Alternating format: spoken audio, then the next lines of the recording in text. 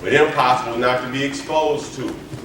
Sensationalizing, exaggerating one's manhood, lying, boasting, fantasy thinking, and developing a false sense of invisibility.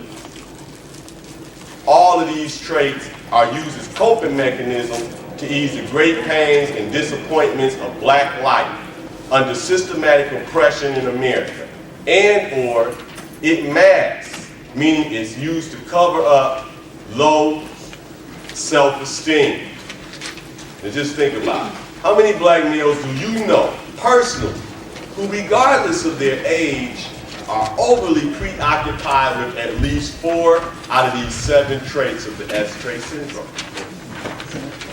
See, because my thing is, none of us are perfect. We all come with our faults and everything. We're all human beings. But if you are preoccupied with over 4 of these, then you're looking at a black male who is over-preoccupied, who is suffering from the S trait syndrome. And these are traits that are modeled from one generation down to the next generation. Briefly check my time. Okay.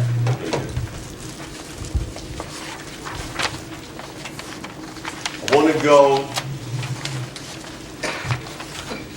I'm going to come to this next piece I'm going to do, though, is not yet on your handout. So you can flip it over. I'm coming to African-centered education next, but I want to do something on African-centered education first before I do that.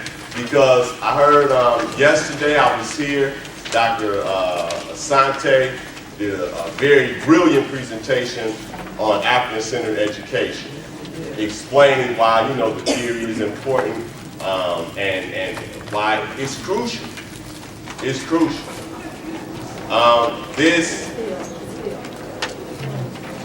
The bottom line, though, is that no one can deny the fact that in America, the system of education promotes a Eurocentric education. Okay, that's just what it is. We're fighting from behind to get more African-centered education implemented, but this is a Eurocentric educational system. And this means that the moral values, the cultural, spiritual, the beliefs, the attitudes, and the historical accomplishments, the interpretations, the political views, all of this, at the core of the education in America is all Eurocentric. It is exclusively those of European white descendants. English, to be specific. Non-European peoples around the globe understandably find fault with this type of education, because throughout modern history, the Eurocentric view has motivated European country after European country to set out to colonize and dominate the whole entire world.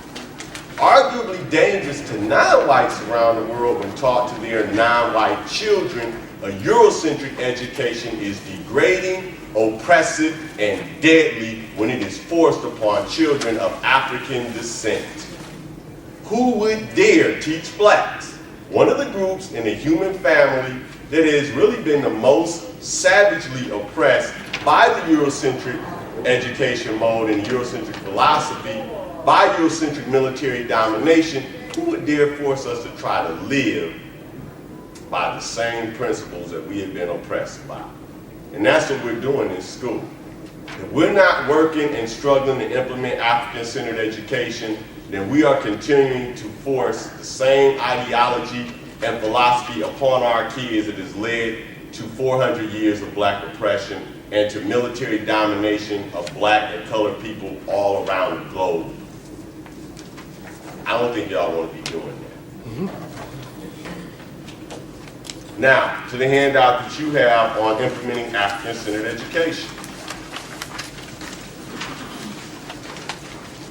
I know a lot of teachers and a lot of people, community workers, who have heard of African-centered education, who sort of support the idea, who understand now that the African-centered schools, the African-centered academies that we fought so hard trying to get in the early 90s, and everybody was fighting against it. Even a lot of black folks was, oh no, I don't want my kids learning that stuff. That ain't gonna help them get no job. It's gonna help them get some sanity, first of all. A job without sanity leads to nothing. And we had to learn that the hard way. Then came around 1999, 2000, all of a sudden 60 Minutes and these shows started doing these little interviews and little spotlights. African-centered education is becoming the new fad in black communities, and more parents are turning to African-centered education. But some people worry that, what do you mean but? It's working and nothing else is. What but? Okay, so that went on for a couple of years. You know what also went on? The whole idea of all male schools, all single gender schools. They fought that for a long time when Malcolm X, the others, Garvey, when those schools opened up here in Detroit, Paul Robeson, it was a vicious fight led by outsiders from our community who said, no, it's racist, it's unconstitutional, it's illegal, and they went to court and they actually won. What's the craze now? You look at the news, they're talking about single gender schools, not for us, for white students. Girls learn better in single gender schools. Boys learn better in single gender schools. They just did an NBC Nightly News just did a special on it 2 weeks ago. But they ain't telling us nothing new. Our own leaders, our own education leaders, the Kunjufus, the Asantes, they've been told us this. Some of us, however, don't believe what's being said unless some white people come and say it first. See? And we're going to continue to lose as long as we take that attitude. Because the bottom line is, not to stereotype all, but the ruling class whites are never going to tell us what is in the best interest of our children. They're too busy enjoying the fruits of the rewards of the benefits from the consequences that we are suffering. Now to your hand. See, because one of the things becomes people say, Mr. Clay, you know, Rich, I get this, I'm finally with it. It took me a while, but I understand the African educated way, but I don't know how to do it. And I've read some books that were very theoretical about how do you do this practically. So I put a couple passages in my book that was not really about African-centered education exclusively, but to help people out with a practical way of implementing it. And it says this: one way to introduce African-centered education into an existing, into your classroom or into your daily lesson plans is to organize your curriculum, your plans, and around the implementation of the Nguzo Saba Kawaida. This phrase is Swahili for the 7 principles of blackness that lead to a better life. Your challenge is to structure your curriculum so that it causes both your staff members and students to practice some or all of the 7 principles on a daily basis. Some or all of these principles on a daily basis. The 7 principles of the Nguzo Saba Kawaida are, and I know there was workshops on this yesterday, which was very good. The first is, of course, Umoja, unity. Kujichagulia, which is self-determination. Better, in common terms, that means the ability to name, to define, to plan, and provide for ourselves. Ujima, collective work and responsibility. Ujama, cooperative economics. There's Nia, purpose. Kaumba, creativity. And Imani, faith. Infuse group projects, neighborhood improvement and community development projects, cultural programs, and talent shows, entrepreneurial projects, and inspirational daily rituals into your curriculum in order, and this will give your students practical experience in living their lives by the 7 principles. Posters illustrating the 7 principles should be visible all throughout your classroom and throughout your school. And basically what I'm saying here is this. We all have, a lot of times teachers, educators come up with the excuse, well, I can't really cover anything black. I can't do Afrocentric education because I got all these things I have to cover from downtown. That's an excuse. And a poor one at that. Okay? You as an educator, have to use some creativity to take what they have told you you have to cover. And the bottom line is, you know, we only cover 20% of that anyway, because how can you when you got to give 5 standardized tests a year, right? Right. Okay? And you got all the other disruptions. Okay, so you take that, what they say you got to cover, and then you find a way to pull themes out of that that will fit into the things that our young men especially have to have, which are these 7 principles. Our young men don't know anything about unity. The only way they're going to be taught it is if we teach it to them. So you have to develop lesson plans then that while they say you got to cover whatever the 1920s, then somewhere in there you got to sneak in Marcus Garvey and the whole concept of unity. Yeah. Kujichagulia, self-determination. It's easy in a week's lesson plan to develop 1 or 2 that deal with the fact that black people are going through all these name changes, colored, Negro, black, African, African American, you know, on and on and on, not to mention all the street names. A lesson that our sons will be very much interested in. You know their favorite word, this is boring. Yeah. It's boring, this is boring. Yeah. It's boring. Sometimes you go to sleep, you wake up hearing these words, boring. You be writing a lesson plan, you just hear it in the back of your head, boring, boring. Like, damn, I didn't even teach it yet. Ujima, collective work and responsibility. Some of us need a lesson on this. In the schools. For any administrators present, I mean, come on, this will help you in your building. You start emphasizing this, not just amongst the students, amongst the staff. Collective work and responsibility. This is why group projects. So how do you do that? Whatever you're going to do, start doing more group projects. Start doing more, if it's going to be a research assignment, make it group research. And instead of them always lagging with 1 or 2 students trying to lag behind, emphasize, no. I'm not only going to grade you, the student, I'm going to grade the whole group based on the participation of the whole group. If it ain't the whole group, if one super smart student is moving ahead and doing it all, then you're not being collective with your work and responsibility. Cooperative economics. We need this more than anything, and they're not getting it. And I don't understand. They're selling everything in school. Candy, they're selling books, they're selling yearbooks, they're selling this, they're selling that, but no one is, they're selling it from the capitalistic standpoint. And we're contributing to it. We're not taking it and putting it into the confines of the 7 principles and saying, no, we benefit in the group, therefore the school, therefore the community, therefore cooperative economics. Every time we sell something. If we don't do it cooperatively and it's not going to benefit the community, there ain't no need in doing it. We have to begin to instill these types of lessons and set up some more. You know, some of these kids can't count at all. They're going to the store every day and they're getting cheated out of their money. They need, from the elementary school level on up, more activities. I honestly believe that I learned to count money because when I was in elementary school, every Friday we played store. And we played store with real money. The teacher, I mean, you know, stuff was cheaper then.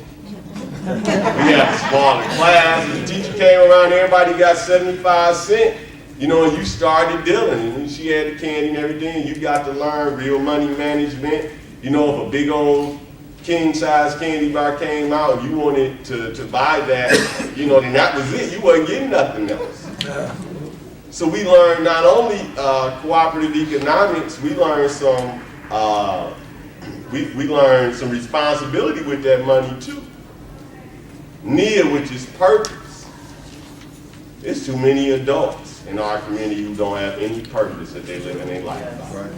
No purpose. That's why they all over here and then over there and over there and back over there everywhere. They diffuse. They can't concentrate on anything because they have no purpose in their life. We got to start these young men out young. Constantly asking them to start up bail work assignments. Don't have to be little meaningless, thises and that's that give us time to collect ourselves. Field work assignments have to be meaningful, and one way to make them meaningful is to just put one question to make these kids really think about what is your purpose in life. What's the most meaningful thing that you've done in the past 2 years? How do your short-term goals connect to your long-term goals? Them questions that they look at, and instead of quickly writing down the answer, now I can talk, them ones that make them say, oh man.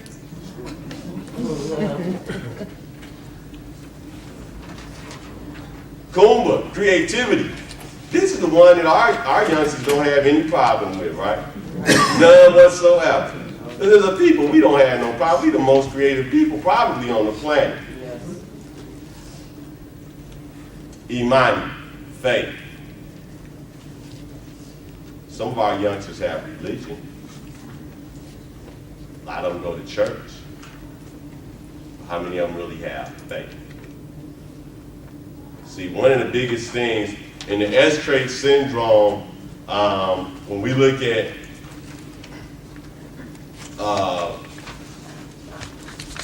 the fact that a lot of these young people are exaggerating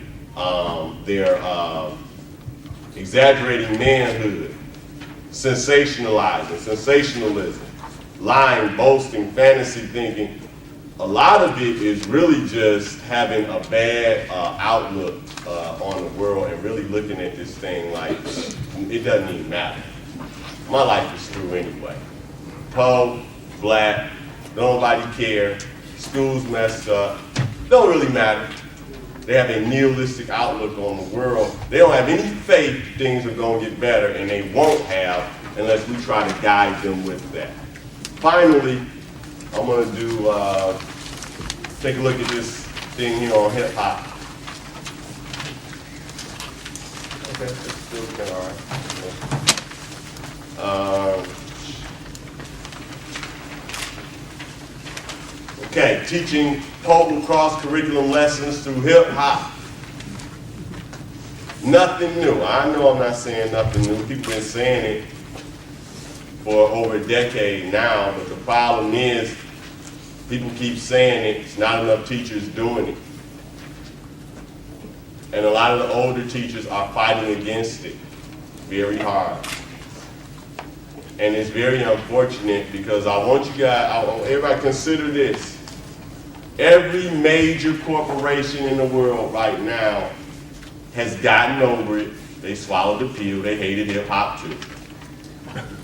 They bit the pill. They swallowed it. Every major corporation in this world is using hip hop to sell products to our kids. Every one. Every corporation ran by a ruling class white elite person has got somebody that's keeping up with the latest hip hop trends so that they can then use it to educate our people with what our kids with what they want them to know, what they want them to buy. You even got Snoop Dogg doing commercials with Lee Iacocca, which is the ultimate combination of hip hop and the corporate elite. Do you mean to tell me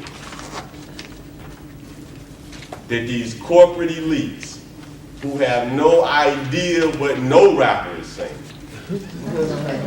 that they are more willing to stretch themselves in order to, quote unquote, educate the black buying youth public, and that they're more committed to doing it than we are as educators?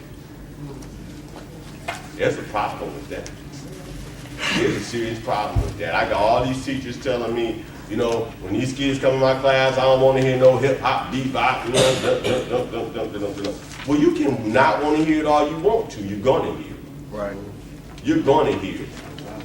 We fight. That's a losing battle. These kids are not. My generation was the first hip hop generation. I'm only 33 years old. I grew up. I went to school, high school, 86 to 90, and I can speak to this honestly because I was inspired by rappers like Chuck D, Public Enemy, KRS-One, Boogie Down Productions, Tribe Called Quest, on and on and on, positive rappers. Right. I listened to the other stuff too, but I really was inspired by the positive ones. So I know how rap can be taken and used, but what I just can't understand is the fact that folks are saying all of this stuff when here's a generation, my generation listened to hip hop like it was music. This is a generation, they're ingrained with hip hop. Hip hop is their culture, it's their language, it's their dance. You're not getting around this. So let's take a look. Here is one way to use hip hop. You can't stand the noise. Go on the internet then and just download the lyrics. You say, so what? I'm gonna just have them up in class? No. Right here, I give you an example. Take the concept of gentrification, which is, I say here, the slick process through which politicians, elite businessmen, and powerful corporations routinely unite to remove poor people from their homes and off large tracts of land for bargain basement relocation prices or for no money at all. No money at all. This is going on every single day. This is a concept we're supposed to teach young people through economics and or government class.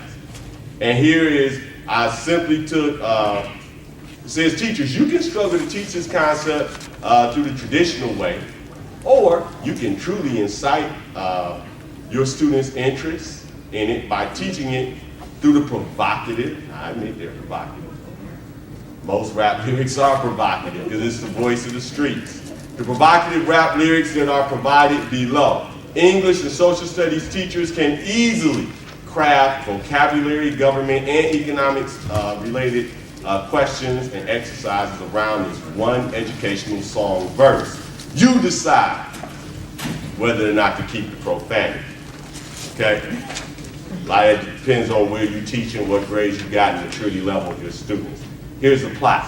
The song tells a story in which a group called the Coup, their lead rapper, Boots, a common street hustler, sneaks into a social gala of politicians and elite businessmen, disguised as a waiter. His mission is to pick pockets for money and steal as much expensive jewelry as he possibly can. But in the process of doing so, he overhears a conversation between his city's black mayor and an owner of Coca-Cola bottling that teaches him a tremendous lesson about hustling that blows his mind to the point that he calls off his mission for the night. The following lyrics are excerpted from the most powerful passage of the song. And it goes like this. Mr. Coke said to Mr. Mayor, you know, we got a process like iced teas here. We put up the funds for your election campaign. And waiter, could you bring the champagne? Our real estate firm says that opportunities are rising to make some condos out of low-income housing. Immediately, we need some media heat. They'll say they gangs on the street and then we bring in a police fleet, harass and beat everybody till they look inebriated. When we grab the land, mother, we'll appreciate it. Don't worry about the Urban League of Jesse Jackson. My man that owned Marlboro donated a fat sum. That's when I stepped back some to contemplate what few know, sat down, wrestled with my thoughts like a sumo. Ain't no one player that could beat this lunacy. Ain't no hustler in the streets could do a whole community. Now this is how deep shit could get. It reads macaroni on my birth certificate. Putting Tang is my middle name, but I can't hang. I'm getting hustled knowing only half the game. See? What are these young men gonna say boring to the first? This, reading this, listening to this, or everybody open up your encyclopedias, open up your dictionaries, look up the word gentrification, write down the definition, write a sentence using gentrification. Judging by the time, don't worry about it. Okay. All right, so I wanted to have some time for discussion or questions and answers if there are any. If not, I'll have a couple other things I'll do. But does anybody so far have a question, comment, anything? Have you get a copy of the program or the handout? Excuse me? Copies of the handout ran out. Can we get any later on today? Oh, the copies ran out? They ran out. Okay, all right. Let me see. I have a few more that I'm going to use for the second session. So let me, how many people don't have one? Can you get somebody count, raise hands, please? 12. Wow. Okay, so they told us to expect no more than 40 per workshop. Oh boy. Oh boy. Okay. All right. Okay. All right. Here's what I'm going to do. Excuse me, Eric. Do you have any extra paper back there? Program on the state of black males is coming up. I believe it's next Thursday. And that will be myself. That will be another person involved in Concerned Black Men. The person I referred to earlier, Kenneth Anderson, his book, Targets of Oppression, is which will be his second book, is just about to hit the stores. His first book is already out. And so he'll be there, and there'll be a couple other folks there. We're going to have a more in-depth community discussion on the state of black males and what are some of the things that we can do, and we'll have a little bit more than an hour. Okay. And so, like I said, I'll get that out to everybody who signs up. Anybody else with a question or comment? I have a comment. Go ahead. I just want to say that I think most of the time people don't implement principles and Afrocentric curriculum into the classroom because they haven't embraced it themselves. Right. We have to look at that realistically. We have to embrace it ourselves. We have to educate ourselves before we can pass it on. And children can sense that when you're trying to pass on something that you haven't really, embraced yourself. I'm not where I am today because of my education in Detroit Public Schools. I had to seek out information for myself and learn more and more, and it just makes you so powerful. And feeling the power that I got within the last 10 years about learning about me as an African American, I can't help but to pass it on to my kids, my own personal children. But as a community, we have to embrace it ourselves for real, not just wear the outfits. I don't have any African clothes today because I'm at the point now where I don't feel like I have to wear that. Right. You know what I'm saying? Mm-hmm. So when we do that, then the community's going to change. The second thing is that programs and forums like this, I was thinking yesterday, we have to really plan these things for our teens. I've been a high school social worker for 13 years. And people don't come into our schools and pass information. I mean, they are older, it's kind of late, but I think a lot of times we kind of forget about our children when they're 14, 15, 16, 17, 18, 21. And we really need to concentrate on getting them more information before we lose them.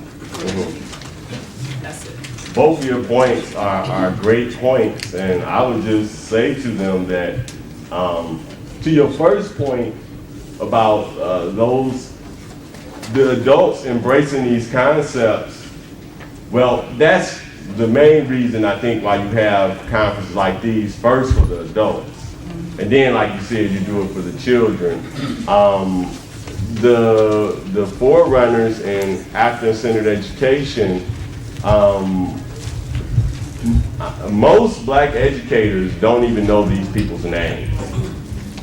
They don't even know their names. Many of the giants in our field, we have people teaching psychology who have never heard or never read a book by Amos Wilson. We're teaching every day. We're trying to fight with these young men in class. Most of us have never read Jawanza Kunjufu's Countering the Conspiracy to Destroy Black Boys. And on and on and on the examples go. And the adults, the teachers were not taught in the African-centered paradigm.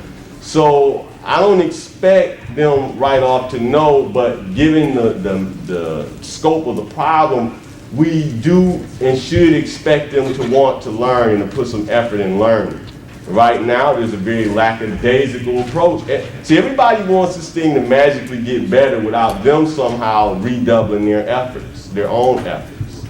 And there's going to have to be a re-education of our staff in the African-centered paradigm, and a re-education of administrators. Administrators need to accept African-centered education. And like my whole thing with the piece that I share with you all is, in the book, it's really aimed towards administrators or towards someone who's even opening a charter school. I don't care what it is. This is a little simple outline that you can use to at least begin, without doing any deep research, to at least begin working an African-centered curriculum or model into your building. But for a teacher who's not going to use, well, my principal's not African-centered, my administrator's not, my district is not, okay, well, we know that's probably the case in 90% of the instances. But that's not an excuse. Then you got to take this and you got to go and learn more. They got to go and learn more and then start doing what they can. Anybody else have a question or comment? I have a comment.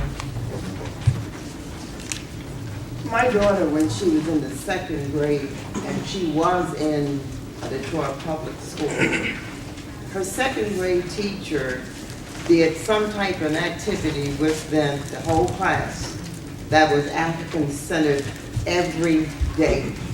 So that meant for 180 days, when they entered that 2nd grade class, the teacher did some type of activity with them.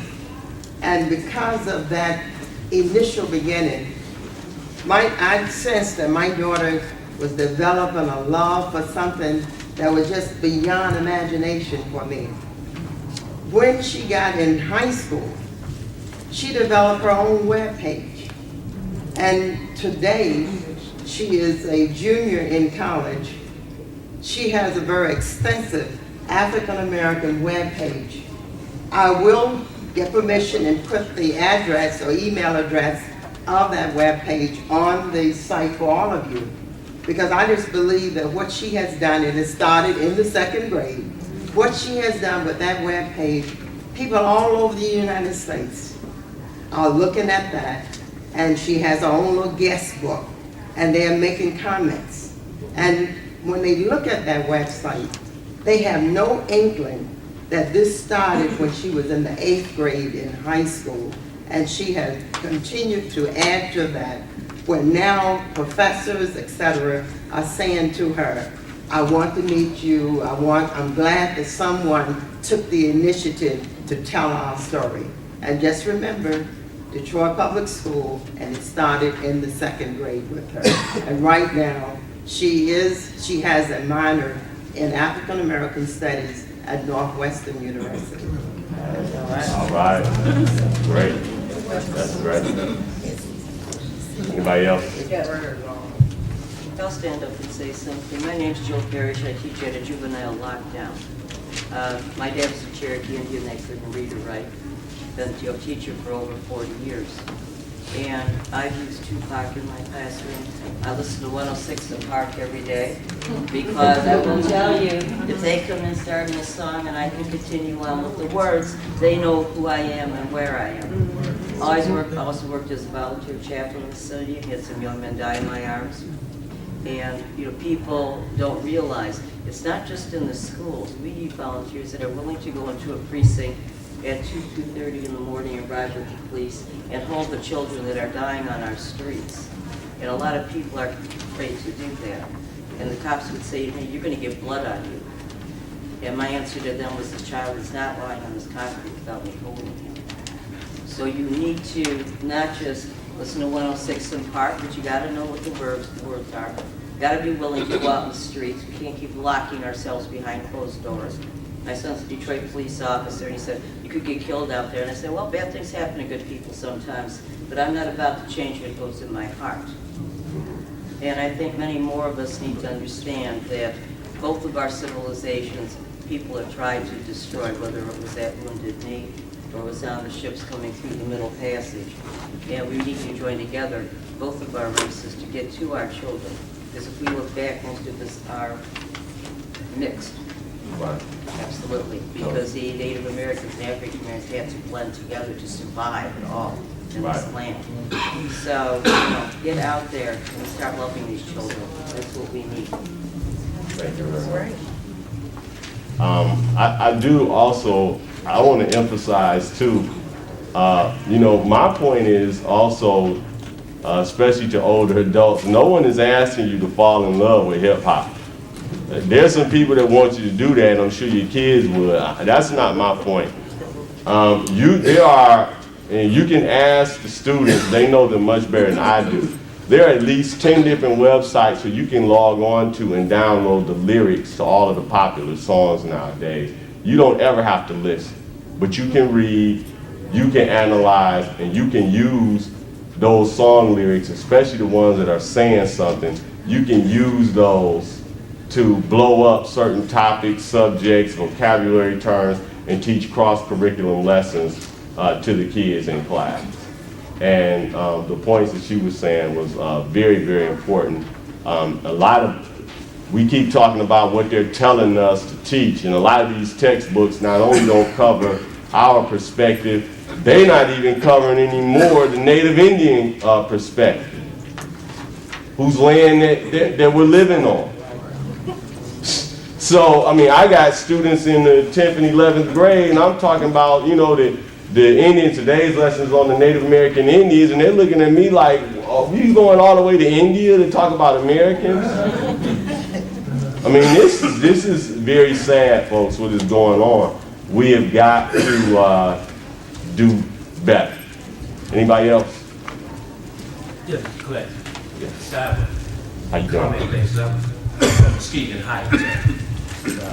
I grew up in a, of course, looking at me, you couldn't tell that I'm 46 years old. But I grew up in an era where cowboys and Indians were the kind of thing that was going on that you watched on TV and go to the movies. And growing up in that era, I had a real messed up psyche when it came to looking at the white culture, thinking that they were so much the dominant people and the most powerful people in the world, just looking at how the media portrayed them during that era. And I discovered something while watching one movie, and it took me a few years later, a little maturity, to really realize what was really happening. When you see the scene of the settlers going in the desert area or whatever, and then they get surrounded by the Indians and the arrows are flying, and it's about 2 or 3 white settlers with guns hiding behind the wagon shooting, and all of a sudden you see the Indians just disperse. 1,000 Indians and 3 white men with 3 guns. And that would mess you up as a young kid. Right. And then I got a little older, as I said, and began to see those movies again, and I realized what was actually happening. Those men weren't shooting at all the Indians, they were shooting at the leader. And once they got the leader, then the rest of them would run. And what I've discovered and brought into what I deal with in my community with the young fellas is that leaders that we have in our community will be dispersed one way or another. But we must stand together.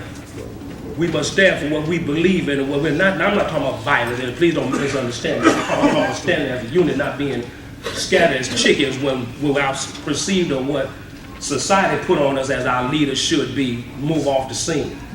Like MLK and other, Malcolm X or Marcus Garvey, whatever, and then people just go to willy-nilly and do whatever they want to do, waiting on somebody else for the media to place on them. This is the leader, the spokesman. If you know your values and you commit yourself to values as a community, stick with them and pass them on. And I think that's something that I've learned. I've heard about this group from 99. This is my first time being able to come to this symposium.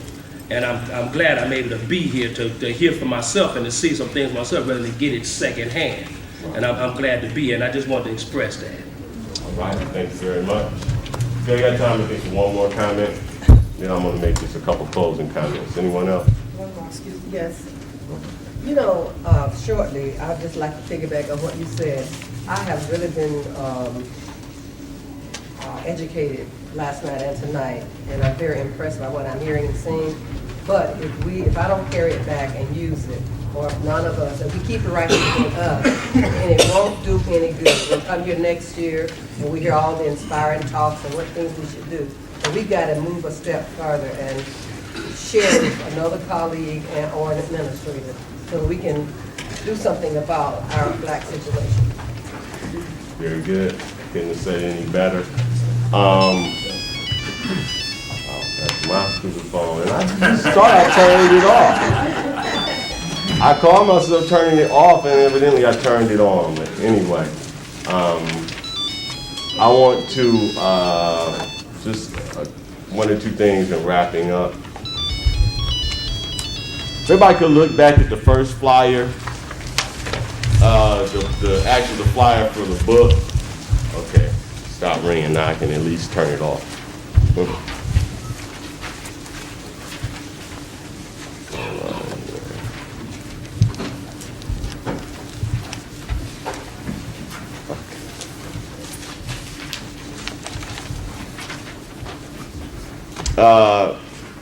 Again, there's so much going on, so many areas with our sons. If you look on the back, it's got the table of contents from my book, which is basically an outline. Chapter 1, why are they so bad? Then we have productions of a flawed socialization process. It's the first thing we got to admit, as a community, we have failed them. It doesn't end there. We can pick the ball up and redo what we've done, but I hear so much anger expressed towards these young men, it's almost as if we've forgotten the fact that we produced them. We did. Didn't nobody else do this to them. Nobody raised them with the type of values and outlook on the world. We did this. Socialization of the S trait syndrome, silliness, sports, and style. Slickness and sensationalizing. Sex and womanizing. Substance abuse. Chapter 2, powerful social influences on behavior and outlook. I didn't get to cover this. Our young men have what we call the 3 R's outlook on life. Rapping, rolling, and rebounding. That's how you be successful. That's got to be addressed.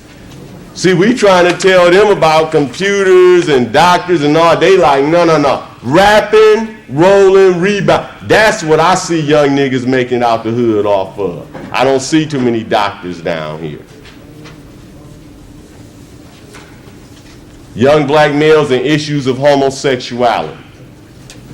I had to address that in the book because what I thought was a high school issue and then what I thought was a junior high school issue, the more conferences I went and I heard people talking about it in elementary school. So I had to investigate and I had to provide some insight on that.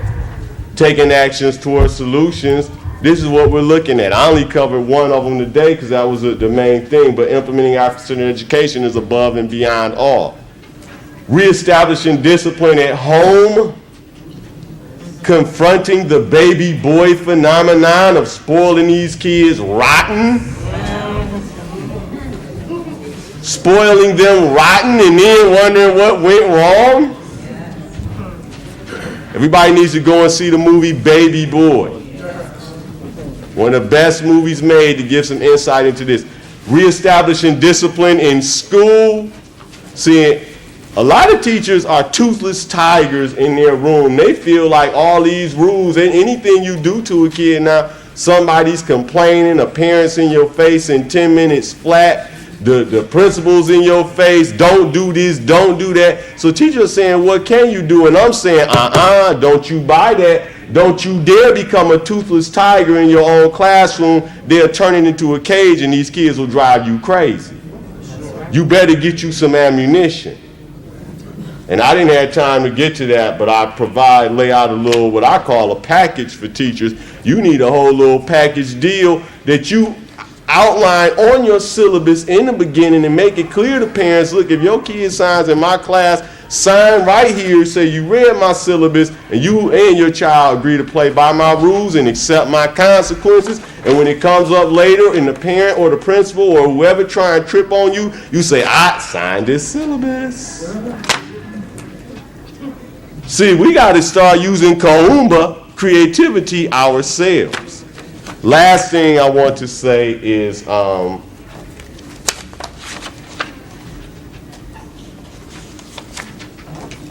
situation is drastic. It's going to get a whole lot worse if we don't take some action. I would hope that a lot of people outside of what you do at work are joining a community organization. Because only through organization can we really address all of these massive problems that we have. Thank you very much, folks.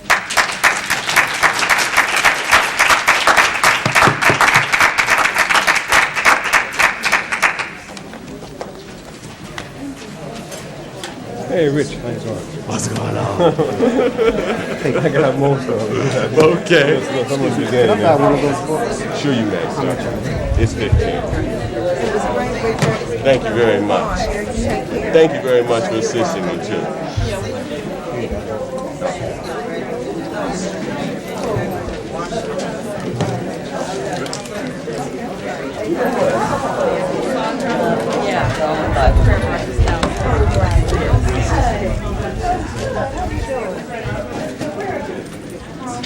I'll be at that meeting. Okay.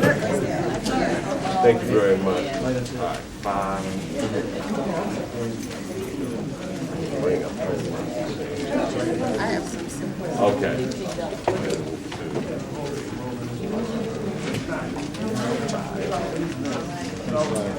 Thank you very much. It's on, the address is on there. It's over on 6 Mile and High School. 6 Mile and High School.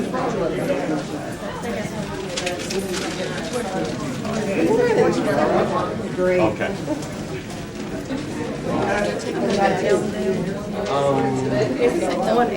Normally I don't have anyone here with me today, so maybe we'll get this one. Okay. All right, thank you. Good morning. Could you, one of the line pens, could you autograph this to the kids at Denby High School? Okay. Okay, you can do that now? Okay. And this is $100 bill right here. I do not have change, ma'am. I do not have.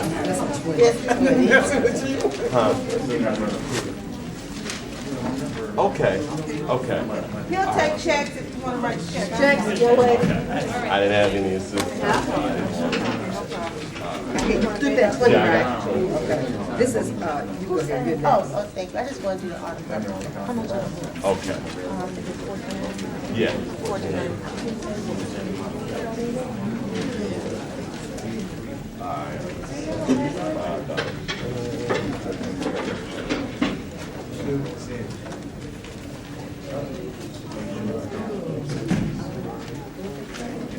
You know, it's awfully hot in these places. It is hot. It's pretty hot.